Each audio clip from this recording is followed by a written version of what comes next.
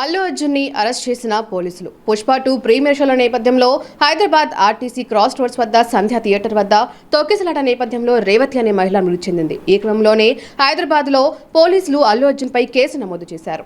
మరి ఈ రోజు అల్లు అర్జున్ ని అరెస్ట్ చేసి చిక్కడపల్లి పోలీస్ స్టేషన్ కు తరలించారు. అల్లు అర్జున్ పోలీస్ స్టేషన్ కు వస్తున్న నేపథ్యంలో అక్కడ అధికారులు భారీగా మోహరించారు. అల్లు అర్జున్ ని పోలీస్ స్టేషన్ కు తరలించే ముందే ఆయన వైద్య పరీక్షల రీత్యా ఉస్మానియా హాస్పిటల్ కి తరలించారు. మరి అక్కడ ఉన్న భద్రతా కారణాల వల్ల మళ్లీ ఆయనని గాంధీ హాస్పిటల్ కి తరలించారు. అక్కడ వైద్య పరీక్షలు చేసి అనంతరం పోలీస్ స్టేషన్ కి తీసుకొస్తారని సమాచారం. మరి ఈ క్రమంలోనే అల్లు అర్జున్ ని చూసేందుకు అల్లు అర్జున్ తండ్రి అయిన అల్లు అరవింద్, అల్లు శిరీష్, అల్లు అర్జున్ మామ అలాగే నిర్మాత దిల్ రాజు కూడా అక్కడ పోలీస్ స్టేషన్ కి చేరుకున్నారు.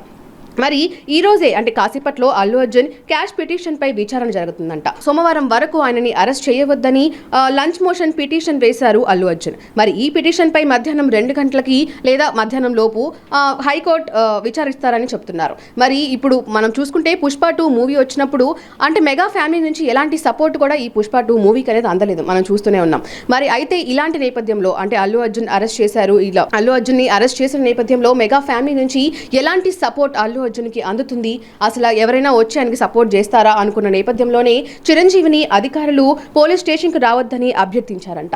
మరి ఇలాంటి సమయంలో అల్లు అర్జున్ తన వాదన ఎలా వినిపించుకుంటారు, ఈ కేసు నుంచి తను ఎలా బయటికి వస్తారు, తండ్రి అయిన అల్లు అరవింద్ అల్లు అర్జున్కి ఎలా సహాయం చేస్తారు, అసలు ఈ కేసు ఎంతవరకు వెళ్తుంది, ఈ విచారణలో ఎలాంటి వాదన అల్లు అర్జున్ వినిపించుకుంటున్నారు అలా వినిపిస్తారు అని అందరూ ఎదురు చూస్తున్నారు.